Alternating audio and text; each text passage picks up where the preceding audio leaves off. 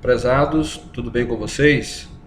Segue eu mais uma vez aí, Reinaldo, da área de Segurança e Saúde do Trabalho, dando continuidade aqui na terceira parte da NR35. Quero abordar com vocês aqui, né, mais uma vez, referente ao EPI. Anotem isso, preste bastante atenção, que também pode ser questão de prova, né? Pode cair na NR35 também, na provinha.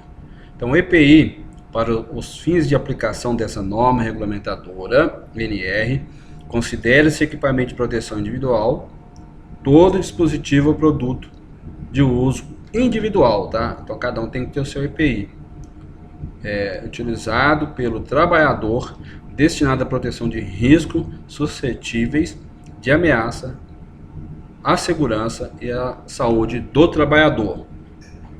A norma regulamentadora NR6, no seu item 6.3, a empresa CNPJ é obrigada a fornecer aos empregados gratuitamente o EPI, adequado ao risco e em bom estado de conservação e funcionamento.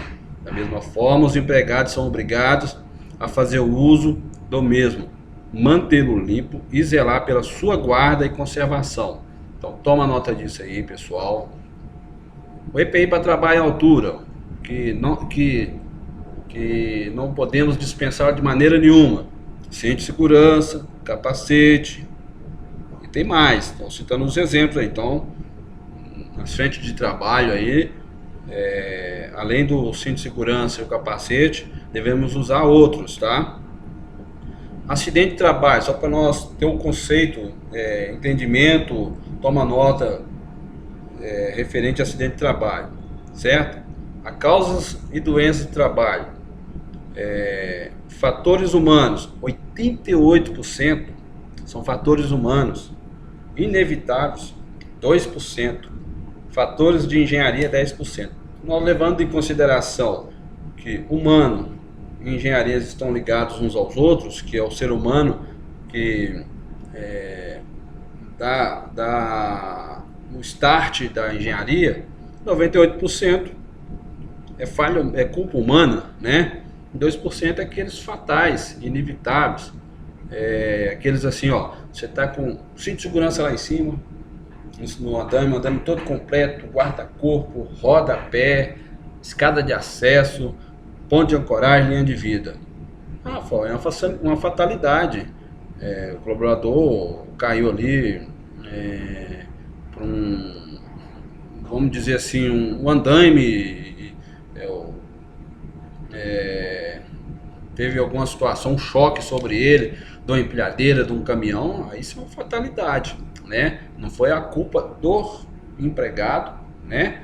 E digamos também que nem do empregador, o CNPJ, que tal, vamos citar aí que foi um caminhão desgovernado aí, um veículo desgovernado bateu no andame. Então isso é inevitável, é só uns exemplos, tá? Então acidente de trabalho leva nós a isso aí, ó, situações, sangramento, né? Isso aí ter corte nos dedos, né? Essas situações aí dos tecidos, da parte, qualquer parte, né, do corpo humano, é complicado, né? A lesão vem mesmo quando o acidente ocorre. E o acidente ele pode ocorrer quando a prevenção falha. A minha prevenção pode falhar, a prevenção do colaborador pode falhar, a prevenção de quem está transitando numa via pública pode falhar, certo? A prevenção do empregador pode falhar, e assim por diante. Ele vai ocorrer se tiver a falha na prevenção.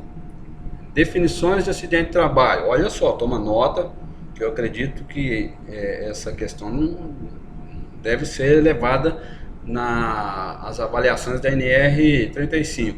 Acidente, aquele que ocorre pelo exercício do trabalho, a serviço da empresa ou instituição, provocando lesão corporal, perturbação funcional ou doença que cause morte, perda ou redução permanente ou temporária da capacidade para o trabalho. Fato, houve a lesão, é um acidente. Incidente, todo evento não planejado, que cause perda de materiais, equipamentos ou máquinas, que pode levar a um acidente. E, pessoal, toma nota. Quando ocorre um acidente, é como se fosse uma reação em cadeia. Isso interfere na empresa, interfere na vida do trabalhador particular, como pai de família, interfere como profissional, interfere como ali no INSS, porque ele estava contribuindo ali, né, para financiar, digamos assim, o INSS, né, as aposentadorias e afins, né. Ele não vai mais contribuir. O que vai acontecer? Ele vai retirar. Então, vamos fazer uma conta. Se ele contribuía R$ 200 mensais, né, provavelmente aí, vamos falar um número hipotético, um valor hipotético, ele vai retirar ali R$ 2.000, R$ 3.000 por mês, não vai contribuir mais. Então vai ficar um rombo ali e automaticamente vai ser tirado de quem está produzindo, né, de quem está contribuindo. Então pense bem se vale a pena acidentar, né? Saúde e segurança do trabalho é responsabilidade de todos, né? Todos nós. Quando falamos em segurança, devemos todos olhar para frente, pois fazendo assim, né, nós teremos, olha só, acidente 0, trabalho e saúde 10, né? Sempre aí, como estava lá no slide anterior, só vou dar uma lida rápida, né? A cultura, eu sei me cuidar, eu tenho muita experiência, eu já estou acostumado, isso nunca aconteceu comigo, é muito difícil acontecer aqui. Eu ouvi falar sobre um caso, mas foi lá já trabalho nessa profissão há mais de alguns anos, né? 10 anos, 30 anos, nunca aconteceu comigo e assim por diante. O DSS já foi falado, né? Não vou dar mais uma ênfase. DSS é diálogo de saúde e segurança, certo? Então tem que ser adotado isso toda vez que eu for trabalhar, pelo menos uma vez por semana, para ser palestrado referente ao DSS. Escolhe um tema de segurança, um EPI a ser usado, né, um risco que está envolvido ali no dia anterior, que vocês estavam envolvidos, né, aliás. Escolhe o tema e vai falar do tema, né, para que não ocorra no dia atual. Plano de emergência. Em caso de acidente de trabalho, né, a comunicação é imediatamente a segurança do trabalho, a administração da empresa ou do CNPJ, comunicar ao superior imediato, para que sejam adotadas as medidas necessárias. Ligue imediatamente para o SAMU, dependendo da situação da vítima, não aguenta movimentar a gravidade lá, então, que a gravidade do acidente, então, liga para o SAMU, bombeiro, para retirar a vítima, e vocês vão monitorando os sinais vitais, que nós vamos aprender um pouquinho depois, um básico de primeiros socorros. Ou, né, se necessário, ligar para a Polícia Militar 190, certo? Vamos ter aqui um conhecimento agora, básico, né, noções básicas de combate a incêndio. Por que eu tenho que conhecer um pouco de combate a incêndio, Reinaldo? Simples. Você está trabalhando com a máquina de solda em cima do seu andaime, né? De repente alguém esqueceu, pode acontecer, um thinner, ou esqueceu ali uma água rasa, né, que estava utilizando por alguma atividade, e aí você está soldando ali, respingou, caiu sobre aquele vasilhame ali, vai dar fogo. Você vai esperar o bombeiro chegar para dar esse combate? Não, está no início, você não foi lesionado, combate o incêndio. Combate é o princípio ali, nem sempre você vai ter um brigadista, um cipista, nem sempre você vai ter área de segurança de trabalho próxima a você, então você tem que iniciar o combate ali, certo? Então, mas presta atenção, não use água, né, já vou adiantar aqui, e líquidos inflamáveis, vai aumentar o incêndio mais, depois nós vamos ver sobre isso. Então essas noções básicas, vamos ter um conhecimento aí básico sobre os conceitos do fogo, né, que é uma reação química que produz luz e calor. Nós estamos vendo aí a trempe acesa, um palete de fósforo aceso. Então isso é um fogo que está sob o nosso controle. E o que é incêndio? É o fogo fora de controle. Nós estamos vendo aí não tem brigadista, não tem técnico de segurança do trabalho, não tem cipista, não tem engenheiro de segurança do trabalho que vai combater isso. É bombeiro, a não ser que essa equipe está toda equipada aí, com os EPIs necessários, mas nem toda empresa tem. Então ele vai começar a combater, mas tem que dar preferência para o bombeiro. Mesmo que ele tenha todos os equipamentos necessários, o bombeiro tem que estar nos auxiliando ali, porque eles são treinados para isso, eles vivem isso, né? E sempre são eficazes nos seus trabalhos, sempre eles têm sucesso, né?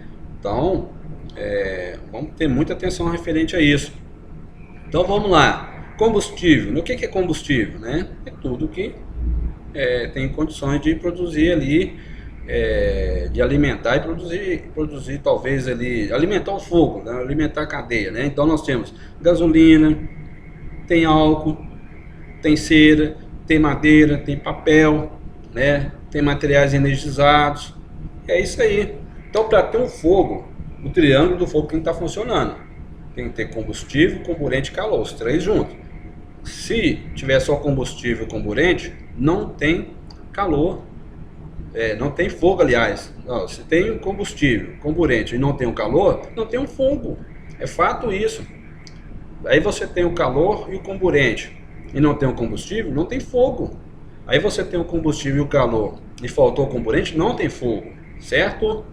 Então, o comburente é o ar atmosférico. Então, para ter fogo, tem que ter no mínimo 8% de oxigênio, certo? O calor é colisões, né, de fagulhas. E o combustível é o que nós citamos aí anteriormente, que é a gasolina, o álcool, madeira, papel, cera, materiais energizados, dentre outros, né? Então, vamos lá. Classes de incêndio. Classe A, olha só, toma nota disso para não se confundir. Classe A deixam resíduos, são tecidos, papel, madeira, borracha, plástico, entre outros. Classe B, líquidos inflamáveis, queima os gases liberados, gasolina, éter, álcool, óleo diesel, dentre outros aí. Classe C, equipamentos elétricos e eletrônicos, estão energizados. Aí nós temos diversos, cabos e fios elétricos, computadores, motores, celulares, televisores e assim por diante, certo? O classe A, só dando uma nota aqui, ele queima em superfície e profundidade, tá bom? E nós temos o classe D, que são metais pirofóricos, magnésio, titânio, pó de alumínio, dentre outros, né? Isso mais encontrado nas indústrias, certo? Então vamos lá. O classe A sempre vai ocorrer em combustíveis sólidos, né? Fibroso, como eu falei, queima superfície e profundidade, deixa resíduo. O combate deve ser feito utilizando soluções aquosas, através de resfriamento, certo? Então, nós estamos tomando uma medida aí que estamos eliminando o extintor de água pressurizada, o extintor AP. Nós não estamos usando ele mais. Geralmente, nas construções civis, na área industrial, em outros estabelecimentos afins, estamos adotando somente o extintor ABC, né, dependendo da situação, e o CO2, certo? Então, se você tem ali água de hidrante, né, a sua empresa tem água de hidrante, uma empresa já de um porte médio ou para grande, então sempre vai ter ali os hidrantes. Ou que seja um estabelecimento que é porte médio para grande, também vai ter. Então, presta atenção, classe A, queima de superfície e profundidade, esses materiais que estão vendo aí, ó, papel, tecido, madeira, pega lá o hidrante, se você sabe trabalhar com ele, combate o incêndio. Se você não sabe, pega mesmo lá o extintor de pó químico seco e combate, certo? Então, sempre dá preferência para isso. O classe B, ocorre combustíveis que queimam superfície, geralmente não deixa resíduos.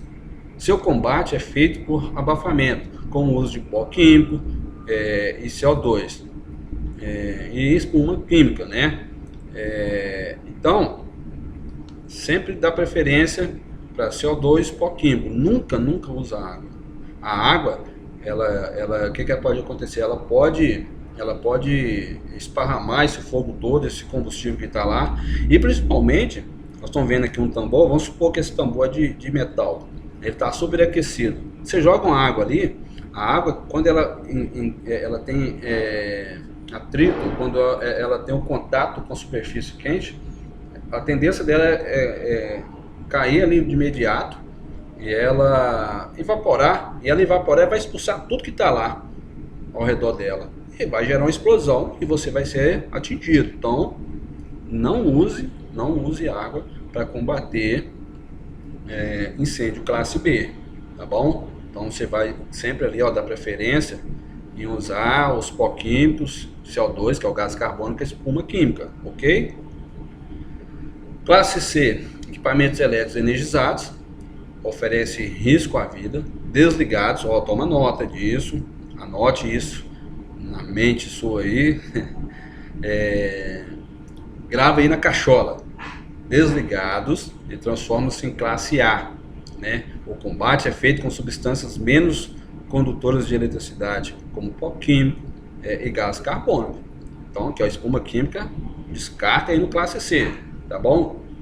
A água, descarta no classe C. A água é condutor de energia, a espuma química também pode conduzir energia e pode levar você a tomar um choque elétrico aí. Então, muito cuidado com isso, muita atenção com isso, certo? Então, nós nunca deixaremos próximo aí a uma bitoneira, próximo a uma máquina de solda, uma máquina estacionária, nós nunca deixaremos aí um extintor de água pressurizada, certo? Então, ó, toma nota, usar os pó químicos ou o gás carbônico, tá bom? Toma nota disso aí. Classe D, tá mais ligado na indústria, né?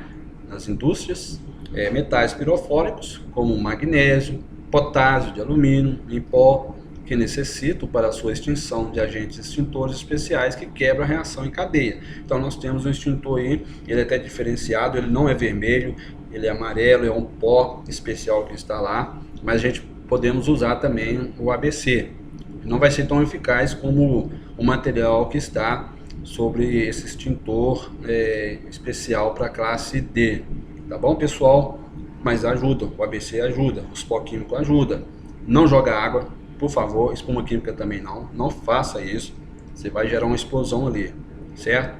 Então toma nota disso aí também, né? E aí nós temos o tão amado extintor ABC, que é o pó químico seco, né? Uso geral, tá bom? Então nós vamos para a parte agora, noções básicas de primeiros socorros. Lembrando que aqui eu não estou instruindo vocês a serem socorristas. É um básico de conhecimento que todos têm que ter.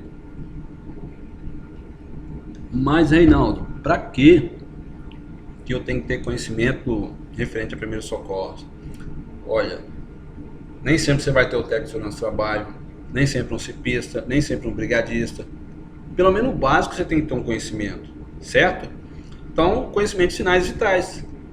Esses sinais são inerentes a cada indivíduo, nos permitindo assim saber se a pessoa está viva quando apresenta esses sinais, ou possivelmente morta quando esses sinais estão ausentes, ou ainda através de verificação em seus valores, dá um diagnóstico, né, das possíveis alterações no corpo.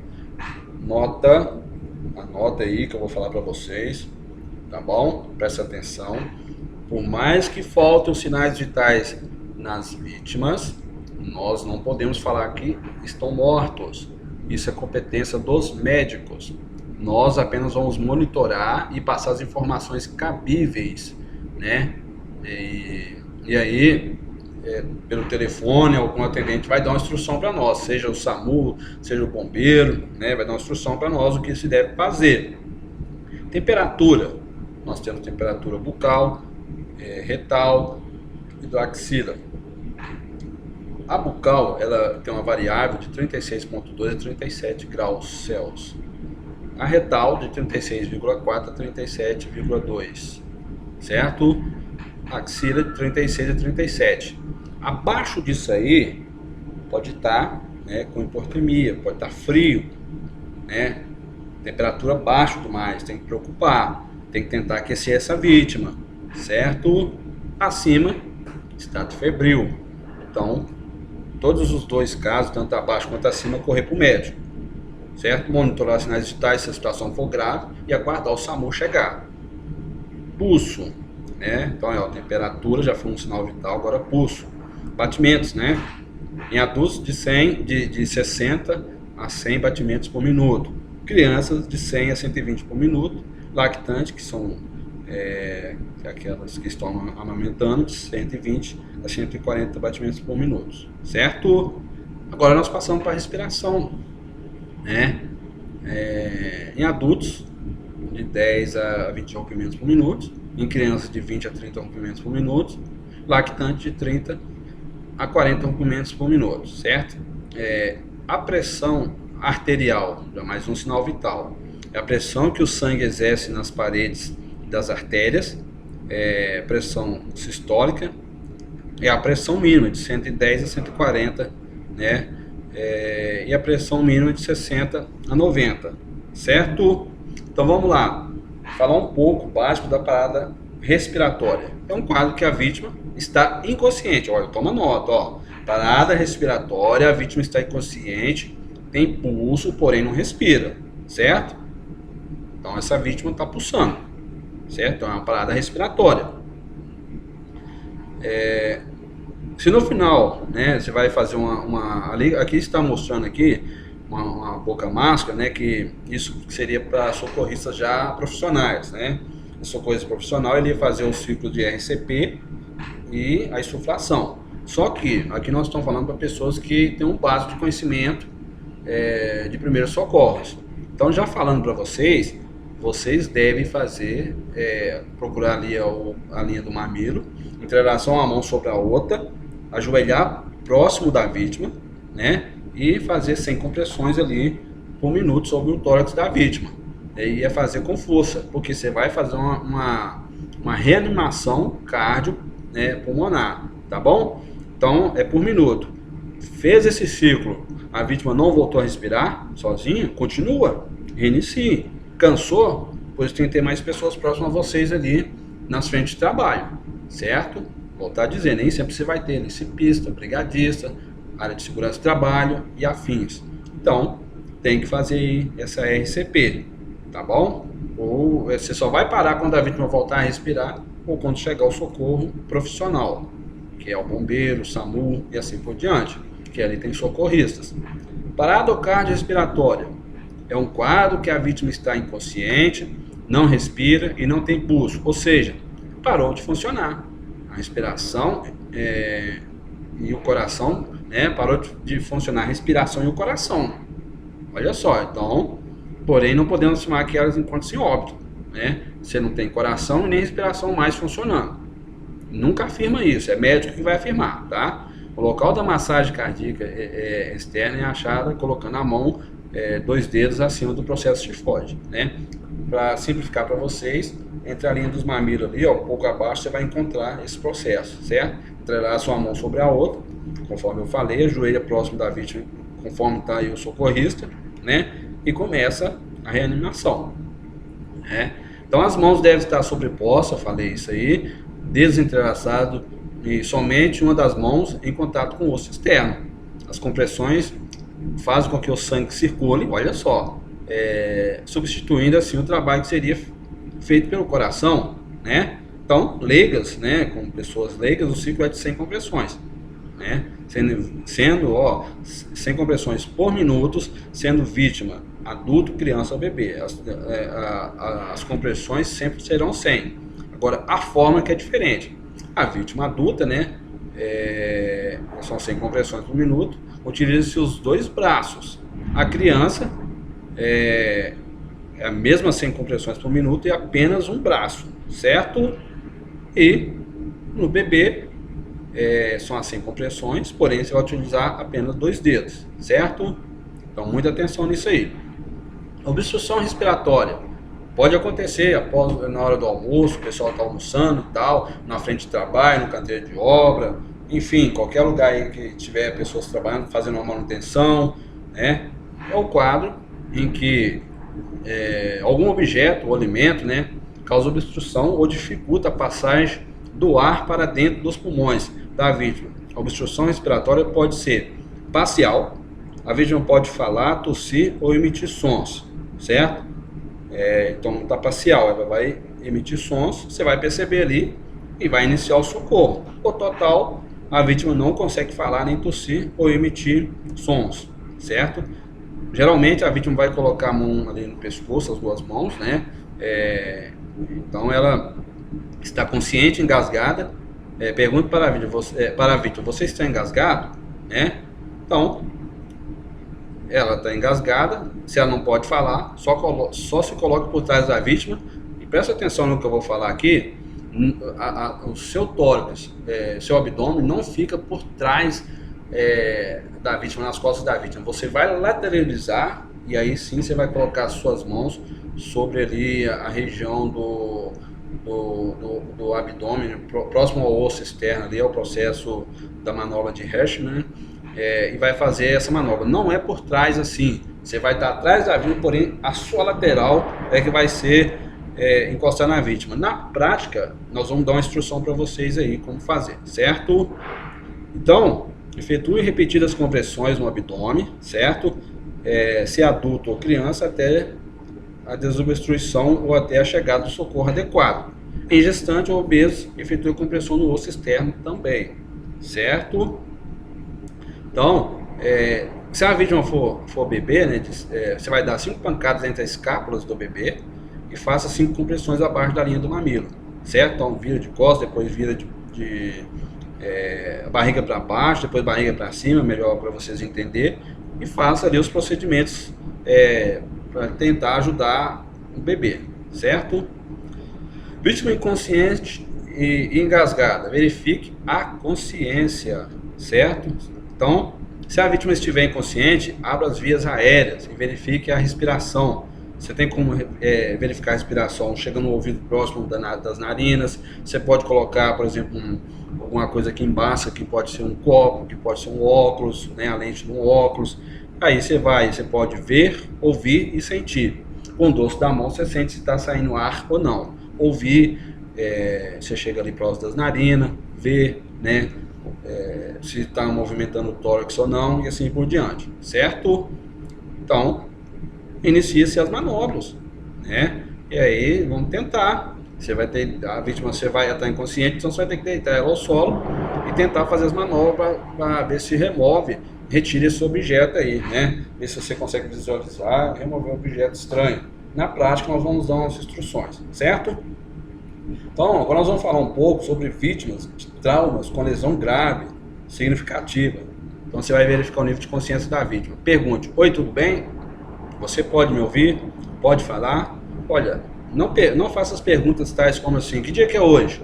Eu também tenho dúvida, né? Então, se a vítima vai lá, não sabe falar a data, o dia de hoje, a vítima está confusa. Não é nada disso. Você vai perguntar para a vítima assim: pode me ouvir? Pode falar? Como que é o seu nome? Se ela estiver confusa ao responder como que é o nome, ela não pode te ouvir, porque a vítima está confusa ali, com lesões graves, né? E pode chegar a ficar inconsciente após aí o trauma, né? Importante: se a vítima estiver caída ao solo, o socorrista deverá ajoelhar-se ao lado e manter sempre um dos 2 joelhos no solo, certo? Um ou os 2 joelhos, certo? Então, pessoal, essa é a situação que se faz com essa vítima com lesão grave, certo?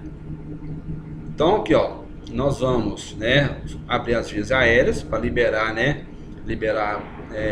a passagem de ar, aplicando a técnica de hiperextensão do pescoço, ou seja, tentar elevar esse pescoço um pouco, de que não fica abaixado ali, interrompendo as vias aéreas, né? Para tentar, a não ser que a vítima teve um trauma grave no pescoço que não tem jeito de mexer, então você vai tentar liberar as vias aéreas aí, que o pescoço fletido, ele pode interromper a passagem de ar, certo? Então aqui, ó, SAMPU. O que é SAMPU? Consiste na verificação de sinais, né, o S de sinais, alergias, né, medicamentos que faz uso, problemas médicos anteriores, né, última alimentação oral e mecanismo da lesão. Você tem que fazer essa avaliação, certo? Estado de choque, respiração e impulso rápido. Estado de choque pode ocorrer por algum susto, por alguma queda, por alguma notícia mal, a pessoa pode entrar em estado de choques, né? Então, a respiração e impulso é rápido, palidez da face, pele azulada e fria, lentidão no repreenchimento capilar, pele está úmida e fria, transpiração forte, pupilas dilatadas, olhos escuros e fundos, ânsia de vômito e náuseas, perda de consciência em choque profundo, pode levar a uma queda, né, que levou uma queda ao chão, certo? O que devemos fazer em estado de choque? Colocar, olha, acredito que isso é até questão de prova, ó. Estado de choque, devemos colocá-lo de pernas elevadas, afrouxe as roupas, manter a vítima sempre aquecida, mantendo uma temperatura adequada, evite abafá-la, ou seja, deixa o ar correr, afasta os curiosos, né? Conversar com a vítima, se ela estiver consciente, lógico, né? Observar se não há objetos ou secreções na boca da vítima. Se tiver, tem que retirar, né? Tem que lateralizar a vítima e abrir a boca dela para tentar sair essas secreções, de maneira que ela pode ser asfixiada com essas secreções, né? Ou qualquer objeto. Exemplo, balas, chicletes, próteses, etc. Descobrir a causa do estado de choque, que pode ser hemorragia interna ou externa, queimadura, né? Ferimentos ou acidentes por choques elétricos, etc. São algumas causas possíveis para levar ao estado de choque. Afrouxe as roupas e cintos. Se a vítima tiver suspeita de hemorragias no crânio ou fratura nos membros inferiores, não eleve-os, certo? Não dá líquidos de maneira nenhuma para ela beber. Gente, cuidado com isso, não dê líquido, pois vai interferir caso necessite de uma cirurgia e também ela poderá se afogar, já que está com reflexos diminuídos, certo? Então não dê líquidos para beber, por favor. Bom, antes de nós iniciar qualquer procedimento de emergência, de socorro, garanta primeiro a sua segurança, acione o serviço de emergência, que é sempre nossos amigos fiéis aí, 193 Bombeiro e o SAMU. Por mais que demore um pouco a chegar, mas ele chegando já dá uma certa tranquilidade para nós, certo? Então nós não dispensamos jamais, a não ser que a vítima não está em estado grave, mas nós conseguimos movimentá-la e levá-la para a UPA mais próxima. Fora isso, não tem condições de movimentar, é aguardar o socorro chegar. Mesmo que a situação seja difícil para ajudar alguém ou solicitar socorro, o socorrista tem que manter calmo, né? Não se apavore, responda as perguntas do atendente pausadamente. Gente, é pausadamente, não tem nada de ficar ali com desespero, certo? Pausadamente passa as informações. Por quê? Quando você passa a informação correta, de lá do outro lado o atendente pode te ajudar. E o atendente vai te entender e pode mandar uma ambulância mais equipada ou não. Então, se você fala que a vítima está em estado grave e o estado não é grave, nada, você está desviando talvez uma ambulância equipada, um médico que poderia estar atendendo outra ocorrência mais grave, né? E às vezes a situação, você olha, não, você quer situação leve, aí você fala que é leve, aí poderia mandar, colocar uma equipe mais assim, digamos, uma ambulância mais equipada, um médico, né? Aí você falou que é leve, o que pode acontecer? Não vinha assim um socorro mais eficaz. Então, aí essa vítima pode agravar. Então, cuidado, passa as informações corretas, certo? E aí é o seguinte, né? Você nunca fala que a vítima morreu. Eu vou falar mais uma vez, nunca fale. Quem tem competência para falar isso são os médicos. Faltou algum sinal vital, você viu ali que a vítima está em situações gravíssimas, não tem que falar isso. Tem que deixar o médico dar o atendimento necessário, né? Cumprir o seu objetivo ali, e ele vai falar se morreu ou não, certo? Falar um pouco de queimaduras. São ferimentos dolorosos. Se for profundo, né, e extenso, né, a vítima deve ser conduzida imediatamente ao pronto-socorro, principalmente se atingir as vias aéreas ou região genital. Conduz para o médico ali, certo? Conduz imediatamente. Socorro para aliviar a dor ou sofrimento da vítima. As queimaduras podem ser causadas por frio e calor, certo? Eletricidade ou produtos químicos.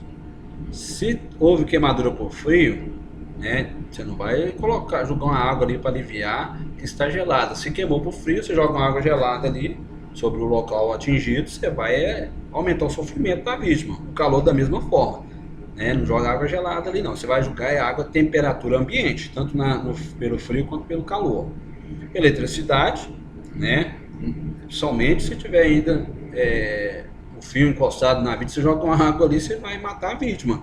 Então muito cuidado sobre isso, muita atenção sobre isso, certo? Se possível for, tire ali o fio que está energizado com um material que não conduz energia, uma madeira que não esteja molhada, certo? Tem que estar seca, e não pode ser uma madeira verde ali, que vai conduzir energia, você vai virar outra vítima. Produtos químicos, também tem produtos químicos que reagem com água, muito cuidado com isso aí, certo? Então, pessoal, umedecer um pano, passar sobre o excesso do produto químico para depois se tentar aliviar a dor com a água, tá bom? Então aqui, ó, as classificações das queimaduras, atenção nisso, pode ser que seja questão de prova também. Primeiro grau, superficial, atinge a primeira camada da pele e apresenta vermelhidão, certo? Segundo grau, queimadura mais profunda e apresenta bolhas. Terceiro grau, tão profunda que causa necrose local, atinge os ossos e músculos, certo? Então, pessoal, primeiro e segundo grau, terceiro grau são as classificações das queimaduras, certo? O segundo grau tem bolhas, é mais profundo. O terceiro grau causa morte, né? Necrose do local, atinge ossos, músculos e assim por diante. De primeiro grau é só superficial, certo? Então, o que nós temos que fazer?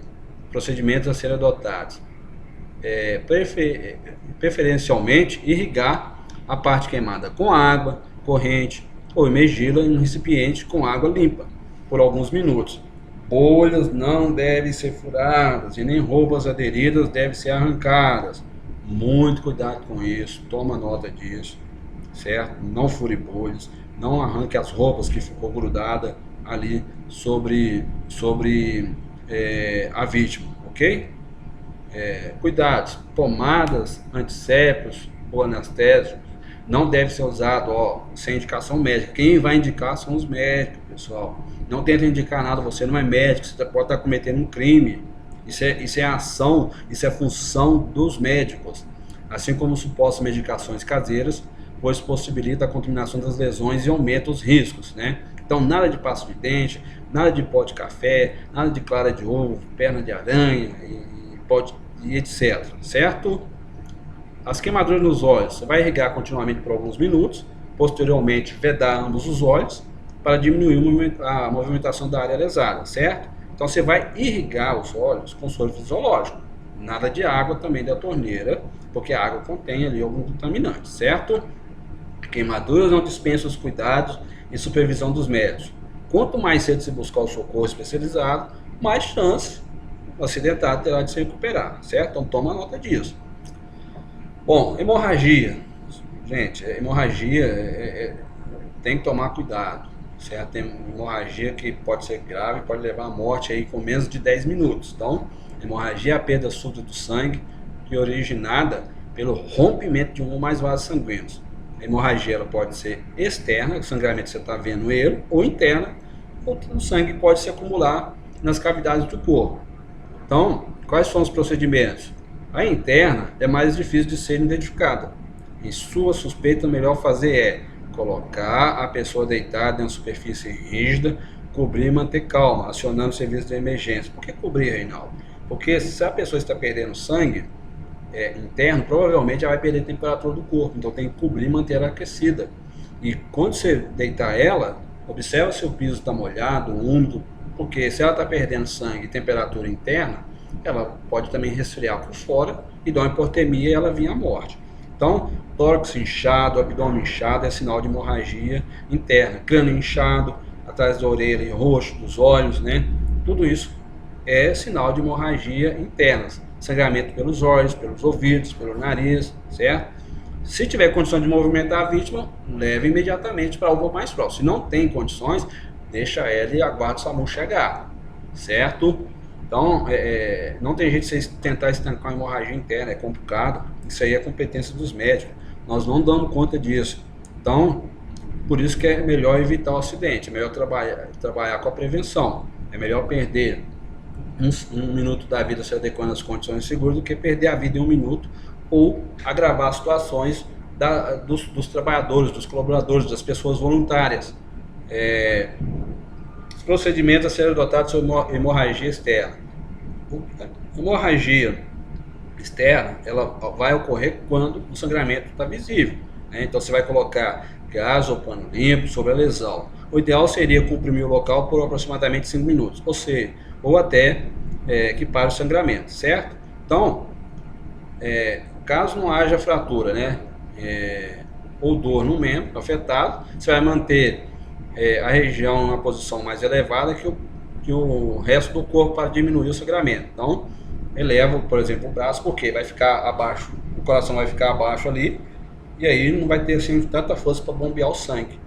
Diminui o fluxo de sangue e pode ajudar para eliminar a hemorragia. Então, se ao tentar controlar um sangramento, a primeira compressa de gás encharcou, não remova, né? Não remova. A hemorragia persistiu, não remova a primeira. Coloque o outro curativo sobre o primeiro, exercendo uma pressão mais adequada. Aí a primeira, a segunda não resolveu, a terceira não resolveu, vai só colocando uma acima da outra, mas não remova nenhuma delas, né? Não tem luva, a vítima está consciente, ela mesma vai fazer a compressão, né? Com o uso de gás, um pano limpo, ou mesmo o uso de uma blusa, certo? Aí tem situações que podem acontecer tanto com máquinas estacionárias, como máquinas, né, serras elétricas, serra tico-tico, pode amputar parte do corpo, né? Então você vai acionar o serviço de emergência local, relatar o ocorrido, toma nota disso aqui, pessoal. Faça a compressão no coto para conter o sangramento com gás ou pano limpo. Pode dar hemorragia também. Recolha a parte amputada, coloque um saco plástico bem fechado, um saco plástico bem fechado primeiro, depois você vai colocar o pacote dentro de outra sacola com gelo ao redor. Não é um membro amputado diretamente no gelo. O gelo pode queimar, matar, diretamente no membro afetado que foi amputado. Então, com o gelo ao redor, o frio ajudará a preservar o membro até que chega no pronto-socorro, na UPA mais próxima. Sangramento nasal pode ser decorrente de doenças locais, que é rinite, sinusite, pressão alta ou ferimentos provocados mecanicamente pelo ato de assoar o nariz ou limpá-lo com os dedos, certo? Então aqui, cuidado, tranquilize a vítima, sentar ela imóvel com a cabeça inclinada levemente para frente, nunca para trás, certo? Comprima a narina sangrando por pelo menos 5 minutos, né? E aplique compressas frias no nariz e na face. Mas por que para frente, Reinaldo? Porque se você inclinar para trás, o sangue ele vai descer ali para o seu estômago. Você vai ter contato com sangue no seu estômago, certo? Então cuidado com isso, e pode também engasgar a vítima com esse próprio sangue, porque tem vias aéreas ali que pode possivelmente ficar obstruída e a vítima pode morrer. Fraturas são interrupções da continuidade óssea, quebra do osso. E nós estamos vendo, né, várias partes do corpo compostas do osso, né? Então todas essas partes aí, crânio, clavícula, escápula, né, costelas, tudo são passíveis de quebrar, né? Um tropeção pode levar a quebrar os ossos, certo? Então, a fratura ela pode ser fechada ou fratura exposta. Ambas podem causar hemorragia, certo? Expõe o ferimento, né, para que possa visualizar a área lesada, certo? Não remova objetos transfixados, né, de jeito nenhum. Se você remover esse objeto, ele pode estar servindo aí de impedimento de sair o sangue, aí você remove e vai dar uma hemorragia, certo? Não aplique qualquer substância sobre a lesão sem orientação médica, né? Mantenha a vítima imóvel até a chegada dos profissionais de emergência. Sempre os profissionais de emergência têm que estar na nossa rota, sempre na nossa agenda. Luxações é o deslocamento repetido e duradouro, parcial ou completo de um ou mais ossos de articulação, certo? entorse, torção de uma articulação em geral com lesão de ligamento. Então, ambos, pessoal, ambos são dores constantes, intensas. Nós temos que estar preparados para socorrer, certo? Não é tentar voltar o osso para o local que ele deslocou ali, não é tentar voltar o osso porque quebrou, né? Não é tentar voltar a torção ali para o local porque teve essa torção, né? Então, todos têm que ser encaminhados para o médico. Aí vamos usar as talas moldáveis, né? Pode ser no pé, na perna, nos braços e assim por diante. Princípios gerais para imobilização. Peça para que a vítima não se mexa até o socorro chegar. Tendo condições, leva a vítima para o socorro. Não tendo, é grave, tem que aguardar o socorro mesmo. Não tente realinhar uma fratura, a vítima deve ser socorrida na posição que se encontra. Ou seja, se ela caiu com as pernas dobradas, socorre ali, passa, coloca a tala moldável da forma que está. E nós vamos falar um pouco sobre desmaio. É uma perda de consciência provocada por vários motivos. Diminuição da glicose no sangue, diminuição do aumento da pressão arterial, são causas possíveis, né? Causas possíveis. Diminuição da qualidade ou quantidade do sangue circulante, diminuição do oxigênio no sangue, arritmias cardíacas e acidente vascular encefálico, certo? Como que nós vamos agir? Você vai verificar se a vítima respira normalmente. Não respira? Inicia o RCP, reanimação cardiopulmonar. Você vai tentar fazer, né, que o pulmão reaja ali. Peça por ajuda e acione o serviço de emergência médica local, mantendo a vítima na posição de recuperação que é lateralizada, né, até a chegada do apoio, né, e vai monitorando constantemente os sinais vitais que são temperatura, pressão, batimentos cardíacos e respiração. Sempre toma nota disso, né? Isso é questão de prova, sinais vitais. Aqui, ó, atenção, não dê líquidos para a vítima beber, pois pode causar vômito e, consequentemente, aspiração. Não faça isso. Reflexo delas pode estar baixo, movimentos, pensamentos, algum órgão do corpo ali não pode estar funcionando normalmente, então não faça isso. E não permita que a vítima se levante ao recobrar a consciência. Ela está, às vezes, com a consciência recobrada, né? Mas não pode estar funcionando no total. E algum membro do corpo dela, né, pode, né, estar não funcionando normalmente. Então essa vítima pode cair ao solo de novo. Pronto, faça isso. Uma crise convulsiva é a contração dos músculos voluntários em geral, com perda de consciência. As suas causas mais comuns são a epilepsia, traumas do crânio, intoxicação, tumores cerebrais e febre alta em crianças, certo? Qual que é o tratamento até chegar o SAMU, o bombeiro? Lateralizar a vítima durante as convulsões, peça por ajuda e acione o sistema de emergência local. Caso cesse as convulsões, mantenha a vítima na posição de recuperação que é lateralizada. Não tenta abrir a boca da vítima para colocar dedo, colher, garfo, qualquer outro objeto. No máximo você vai tentar colocar um pedaço de pano sobre a boca da vítima e lateralizar ela, né? E proteger a cabeça dela. Por que tentar colocar esse pedaço de pano na parte de cima da boca? Para que saia alguma secreção, algum líquido que está ali produzindo no ato dessa convulsão, certo? Não impeça seus movimentos. E outra coisa, se você colocar o seu dedinho lá, você vai ficar sem seu dedo. Então não coloca seus dedos entre os dentes da vítima de jeito nenhum. Não impeça os movimentos, mas proteja de eventuais choques. Então você vai arredar móveis, você vai arredar objeto que tiver ao redor lá, né? E segura a cabeça e protege a cabeça da vítima. Entendeu? E conduz a vítima para uma avaliação médica, certo? Então, lembre-se, por mais difícil que seja a situação, mantenha calma, siga as instruções do atendente de corpo de bombeiro, certo? E em caso de emergência, conte com a gente, certo? Você vai contar sempre conosco.